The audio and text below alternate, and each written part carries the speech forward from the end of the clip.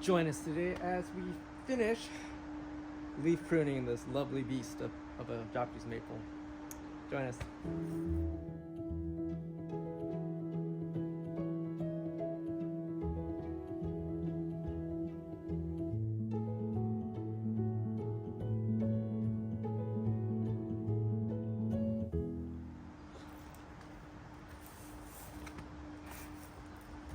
Alright everybody, thank you for coming back to the channel and then working on this lovely Japanese maple. Forgot about it, ran out of time. So I was leaf pruning this thing when it was budding out. This is like middle of spring, I call it. Still early spring. We're still getting these weird weather. So what I'm doing is I'm cutting everything back to first node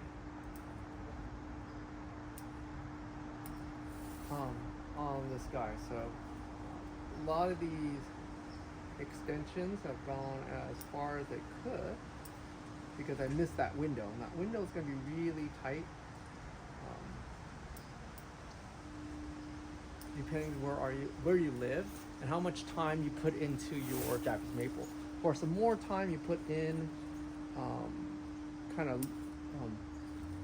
pinching instead of cutting, you're going to get a much better result.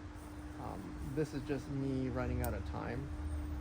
And then what happens when you leaf cut like this, the nodes get really long. Let me cut one out for you.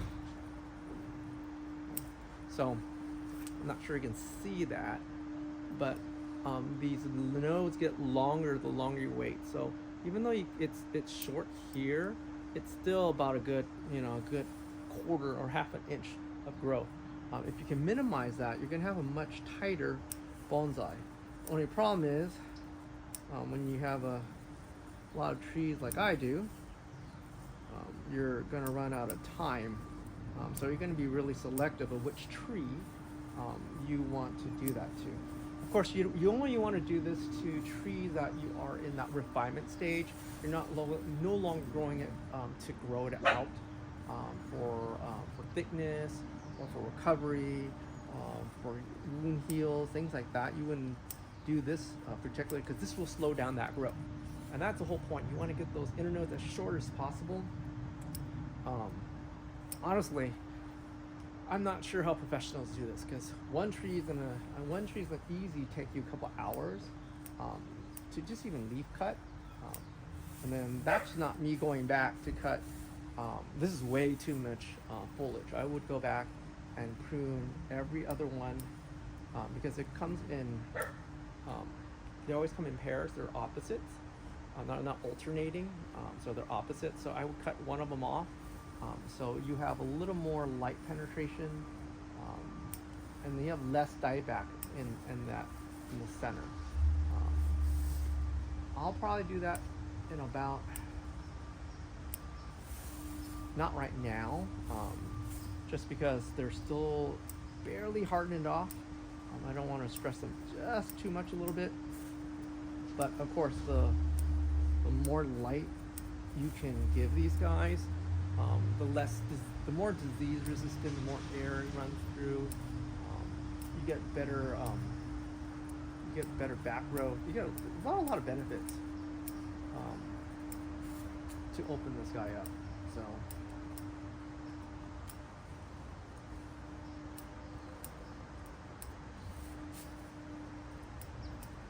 don't mind me. I'm just trimming to.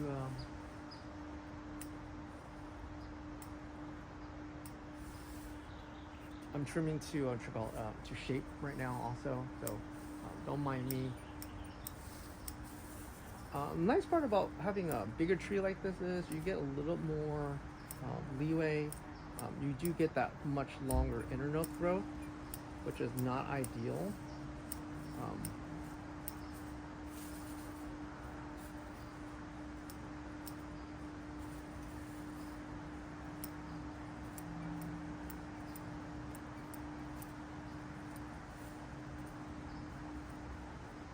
The looks like I'm hacking it pretty bad, but I am basically doing a hack job on it right now, just because I really miss that window. That window is like when it first, that first bud push out. That's when you really want to be on this thing. That happened for me in early February, and that was that that weird hot spell. Then it got cold. Then it got rainy. And also I got really busy. So, and oh, by the way, I've been to, this is Kashima, so it is one of the first to leaf out, and this is like fully leafed out at this point. And then it's a hedge. It's a total hedge at this point. But yeah, I'll put myself on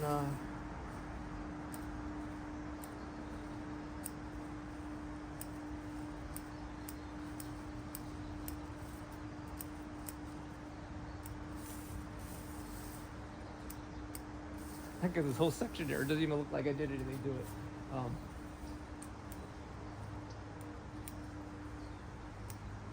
So yeah, that's pretty much it. You have, Japanese maples are pretty simple. I think the hardest part, it's really not the spring. I think that kind of where they kind of look the best.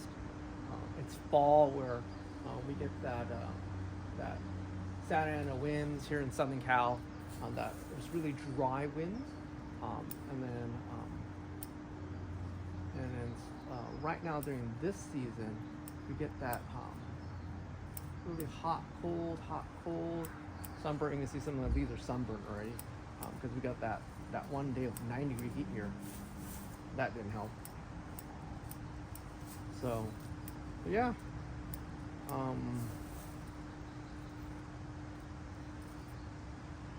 I gotta repot this tree too. Unfortunately, I didn't get a chance to repot it. I didn't get the pot in time, and I ran out of time. So, yeah, I'll show you the other trees I'm working on. But let me finish this one up, and let me show you the other two trees I'm working on in the same type of technique. I call these the twins.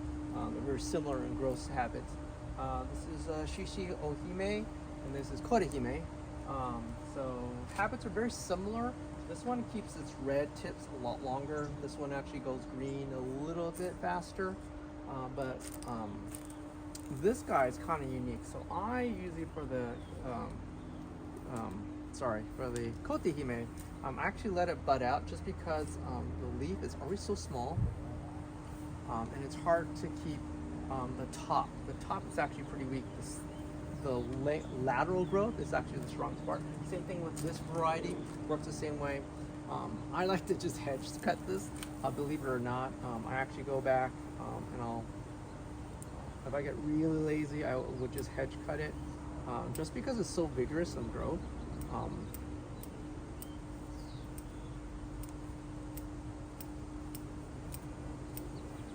But if I had the time to do this right, I would actually go back and actually bud pinch every single one of these buds off, just to get a much tighter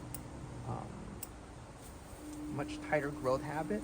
But these things, especially Kotehime, I noticed that the bud growth is, they like to keep lots of its internal leaves, even though it's being shaded out. I think it's dislikes that shady growth, and it does really well with the Nobari because it cools, it keeps that Nobari nice and cool. So I think that's kind of the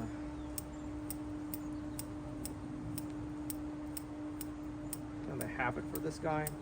But yeah, I just kind of almost hedge cut it almost, and I'll go back to cut any of the bigger leaves off.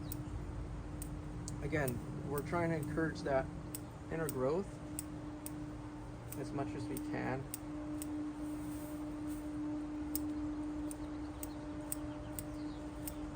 Without losing that silhouette. And this year, if you watched the earlier video on this guy, I went back to cut down all the branches to make it much tighter, the structure-wise. and I haven't fertilized it yet. So something I have not done yet. So this is after I'm done trimming everything. I'll probably do a top dressing, and then I'll probably put some sphagnum moss on it. Yeah, do put myself on what you call it, time lapse, and then let me finish this really quick for you guys.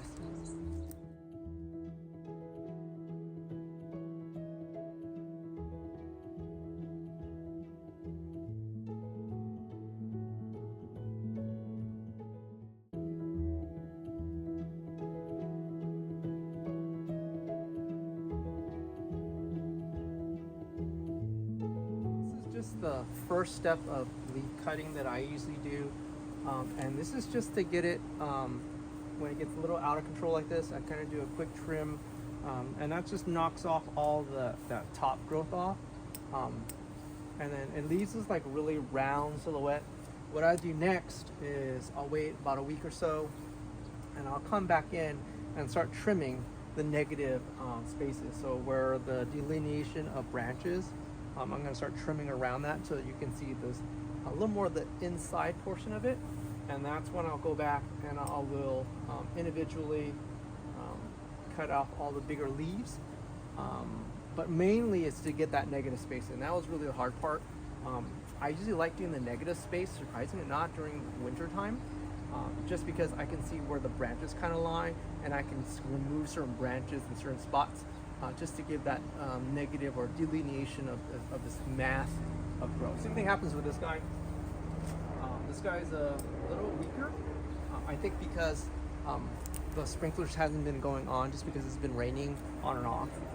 So I might do that right now, but you guys watch this video so far, thank you. Thank you for, if you have not subscribed, please subscribe. Really helps out the channel a lot, and a lot of the YouTube stuff. And then leave a comment. What do you guys think? I know it's not the perfect technique, but when you're short on time and have a lot of trees like I do, it is probably the most efficient way to get to all your trees.